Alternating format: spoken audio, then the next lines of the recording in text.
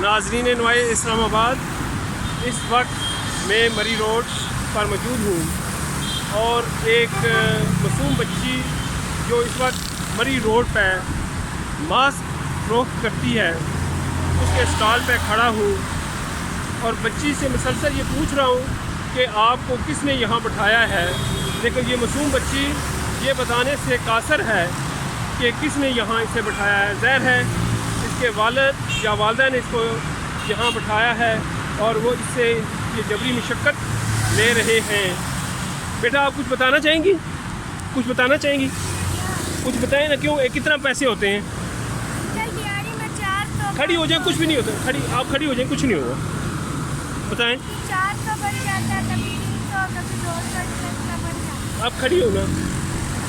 اچھا تو 400-500 روپیہ بچ جاتا ہے، تو یہ پیسے کبھی 300 اتنا بن جاتا ہے۔ یہ پیسے کس کو دیتی ہیں آپ؟ میں اپنے پاس رکھتی ہوں، والد صاحب کو دیتی ہیں؟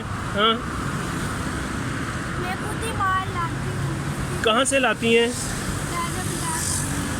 اچھا، یہ ایک ماسک پہ کتنے بچتے ہیں آپ کو؟ ایک ماسک پہ کتنے بچتے ہیں؟ 30 کا بیچتے ہیں۔ اچھا 20 کا بیچتی ہیں، لیکن ایک ماسک پہ بچت کتنی ہوتی ہے آپ کو؟ 5 روپے۔ 500 روپے۔ ناظرین ہے، یہ معصوم بچی، یہ عمر اس کی تعلیم حاصل کرنے کی ہے، لیکن ہمارے حکمرانوں کی پالیسیوں اور معاشی عدم مساوات کی وجہ سے یہ معصوم کلی اس وقت مری روڈ پہ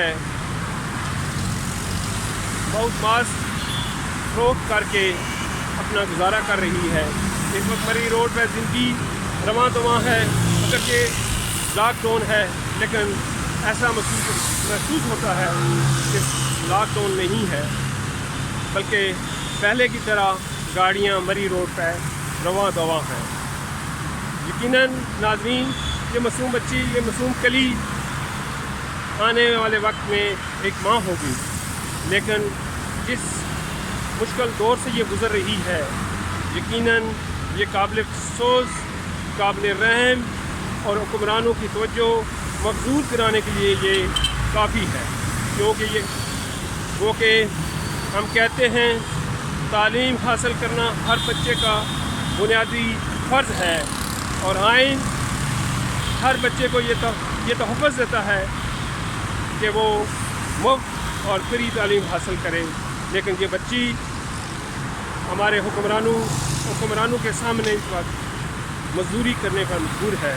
یقیناً اس کے معاشی حالات خراب ہوں گے، جس کی وجہ سے یہ اس گرمی کے موسم میں سڑک پہ بیٹھ کر مزدوری کر رہی ہے۔